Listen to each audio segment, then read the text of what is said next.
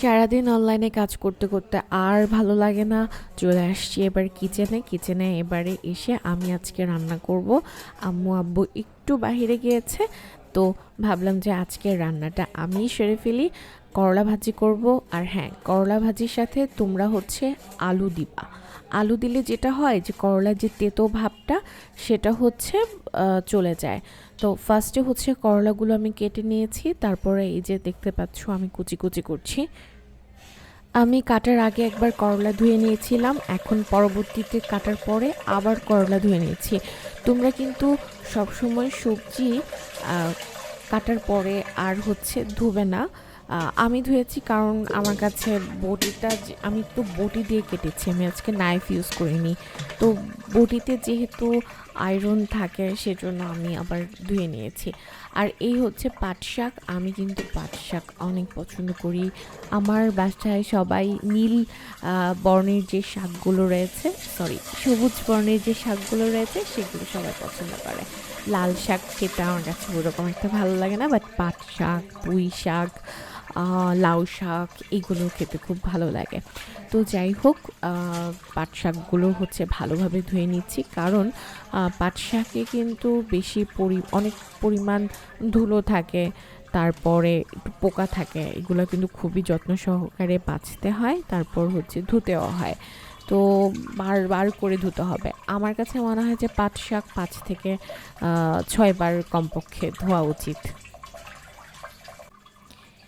এই যে পাট শাকগুলো এখন তোমরা কিন্তু এভাবেই কেটে ফেলবে না।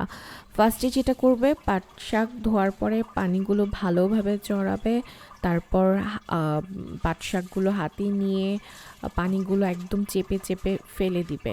হ্যাঁ, এতে করে যেটা হবে যে তোমরা যখন এটা আহ, শাকটা রান্না করতে যাবে তখন কিন্তু এটা পিচ্ছিল হয়ে যাবে না। পিচ্ছিল হলে কিন্তু খেতে খুবই খারাপ লাগে।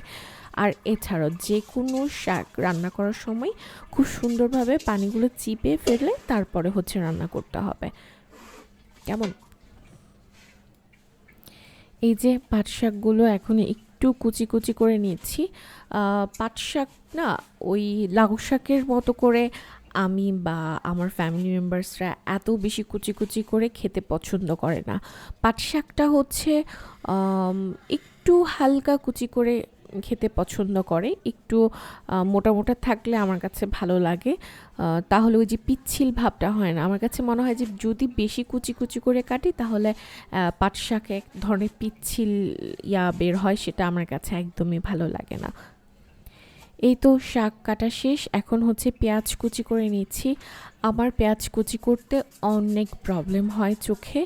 আম, আমার চোখে এমনিতেও লেসিক করানো, সেই জন্য মনে হয় একটু বেশি পানি চলে আসে কিনা আমি জানি না। এমনিতেও আমি যখন ছোট ছিলাম তখনও দেখতাম যে আমার চোখে পেঁয়াজ কাটলে চোখে খুব পানি চলে আসে। কাটতে খুবই প্রবলেম হয়। বাসায় হচ্ছে আম্মু পেঁয়াজ কেটে দেয়, কিংবা বাসায় যদি বুয়া আপু যিনি আছেন উনি থাকলে উনি হচ্ছে কেটে রাখেন আর কি। আমার আম্মুরও দেখেছে যে পেঁয়াজ কাটতে পারতো না আগে, কাঁচামরিচ ধরতে পারতো না। আমার আব্বু অনেক অনেক অনেক হেল্প করতো আম্মুকে। বাই দ্য ওয়ে, এই তো অনেক কষ্ট করে পেঁয়াজ কাটছি। আমার কিন্তু কাটাকাটির হাত একদমই ভালো না। আমি দেখেছি যে গ্রামের চাচি, তারপরে নানু, ইভেন আমার আম্মু অনেক সুন্দর করে ভেজিটেবল কাটে, কিন্তু আমি কখনোই সুন্দর করে কাটতে পারি না। বাট ইনশাল্লাহ আস্তে আস্তে হয়ে যাবে, শিখবো। সো এই তো পেঁয়াজ কাটা শেষ, এখন চলে যাব রান্নায়। সো আমি কিন্তু আহ, আমার রান্নাগুলো শিখেছি আমার আম্মুর কাছ থেকে। আমার কাছে মনে হয় কি যে রান্নাটা আসলে মা চাচিরা খুব আদর করে সোহাগ করে রান্না করে, এবং ওদের পদ্ধতিতে রান্না করাটাই সব থেকে বেস্ট ওয়ে। করলা ভাজি কিভাবে করতে হয় তোমরা জানো তো? ফার্স্টে তেলের ভিতরে তেলটা গরম হয়ে গেলে এর ভিতরে হচ্ছে পেঁয়াজ কুচি দিবে, তারপর করলাটা ঢেলে দিবে। করলা এবং আলুর যে মিশ্রণটা রয়েছে ওটার সাথে হচ্ছে কয়েকটা কাঁচামরিচ কুচি করে দিবে, লবণ দিয়ে দিবে, ব্যাস হয়ে গেল। আর হ্যাঁ, এটা ঢাকার প্রয়োজন নেই। ঢাকলে খাবারটা কীরকম একটা জানি সিদ্ধ সিদ্ধ হয়, না ঢাকলে একদম ভাজা ভাজা হয়। সো এই আমি সার্ভিং ডিশে উঠিয়ে নিয়েছি। আর হ্যাঁ, এই করলা তোলার পরে আমি ওই যে কড়াইটা রয়েছে ওটাতেই যেহেতু একটু তেল মাখা মাখা ছিল, ওটাতে আমি এই পাট শাকগুলো হচ্ছে সিদ্ধ দিয়ে দিচ্ছি। পাট শাক কিন্তু তুমি কখনোই করলাটা যেরকম তেলের মধ্যে পেঁয়াজ দিয়ে সরাসরি রান্না করে ফেলেছি, পাট শাকটা কিন্তু সেভাবে রান্না করবে না। পাট শাকটা অবশ্যই আগে সিদ্ধ করে নিবে। এই দেখো, পাট শাকে আমি একটু কাঁচামরিচ দিয়ে নিচ্ছি, লবণ দিয়ে নিচ্ছি, তারপর আমি এটা ঢেকে দিব সিদ্ধ হওয়ার জন্য। এটা সিদ্ধ হয়ে যাওয়ার পরে পরবর্তীতে আমি বাগার দিব। এই যে অন্য একটা ছোট্ট কড়াইয়ে দেখো আমি একটু তেল দিয়ে নিচ্ছি, ওটার ভিতরে পেঁয়াজ দিচ্ছি, রসুন দিচ্ছি বেশি করে। শাকে আমি গ্রামের বাড়িতে শাক খেয়ে কখনো মজা পাই না, আমার কাছে মনে হয় কি ওরা রসুন পেঁয়াজ বেশি করে দেয় না। আমি এখানে বেশি করে শুকনা মরিচ দিয়েছি, আমি এখানে বেশি করে শুকনো মরিচ দিয়েছি, পেঁয়াজ রসুন কুচি বেশি করে দিয়েছি। এতে শাকের যে স্বাদ, টেস্টটা মানে টোটালি এত বেশি ডেলিশিয়াস হয়, মনে হবে যে না শাক দিয়ে খাচ্ছ না মাংস দিয়ে খাচ্ছ। যারা শাক খেতে পছন্দ করো না, তোমরা আমার এই ওয়েটা ফলো করতে পারো। বেশি করে রসুন কুচি এবং পেঁয়াজ কুচি দিবে। এই তো এখন আমি এই কড়াই থেকেই সেদ্ধ শাকগুলো হচ্ছে আমি ওই কড়াইয়ে দিয়ে দিচ্ছি বাগারের জন্য। এটা এভাবেই তোমরা রান্না করবে, ডিরেক্ট কিন্তু রান্না করবে না করলার মতো করে। সো এইভাবে আমাদের চাচিরা, নারীরা, আম্মু ওনারা রান্না বান্না করেন।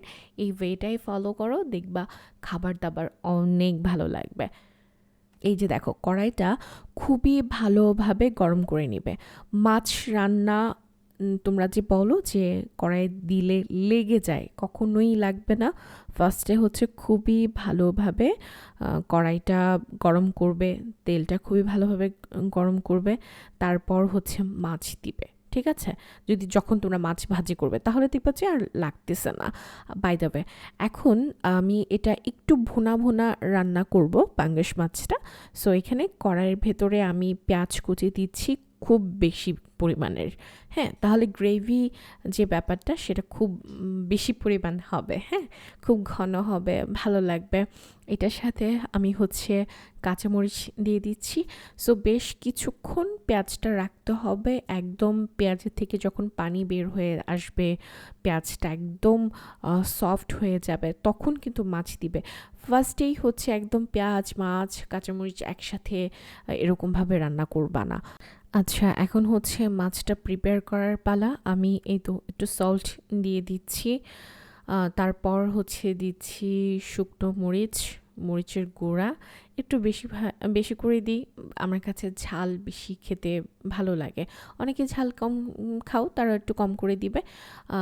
দিয়ে দিচ্ছি হলুদের গুঁড়া, তারপর হচ্ছে আমি দিব জিরার গুঁড়া। সব কিছু দিয়ে একটু মাখিয়ে ভালোভাবে মাখিয়ে আমি হচ্ছে এই যে পেঁয়াজ এবং কাঁচামরিচ করে রাখা আছে সেখানে ঢেলে দিব।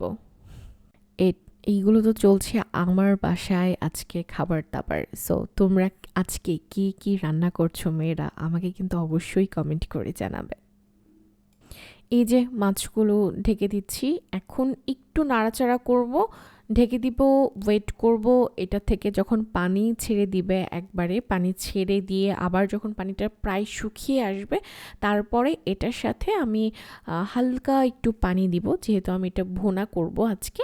তাই রান্না করাটা না আর্ট, এটার সঠিক সময়ে যদি সঠিক জিনিসগুলো দাও তাহলে দেখবা যে এটার টেস্টটা খুবই ডেলিশিয়াস হয়। সো এই যে দেখো পানি বের হয়েছে, পানি বের হওয়ার পর আমার হচ্ছে শুকিয়েও যাচ্ছে। এই পর্যায়ে আমি একদমই অল্প পরিমাণ পানি দিয়ে দিব গ্রেভি করার জন্য। তো পানিটা দিয়ে এখন ভালোভাবে ফুটাবো, ফুটানোর পরে বেশ কিছুক্ষণ পরে আমি এটা কিন্তু তুলবো। আর হ্যাঁ, আমি কিন্তু এটাতে একটা মানে ম্যাজিক মশলা দিয়েছি, ম্যাগি মশলা, যেটা ম্যাগি ম্যাজিক মশলা। সো এটা খাবারে দিলে খাবারের টেস্টটা হচ্ছে আমার কাছে মনে হয় কয়েক গুণ বাড়িয়ে দেয়। এই তো চলো তো একটু ডাইনিং থেকে দেখে আসি আজকে কি কি প্রিপেয়ার করলাম। এই যে করলা ভাজি করেছি, পাঙ্গাস মাছ আর হচ্ছে পাট শাক। পাট শাক আমার খুবই পছন্দের।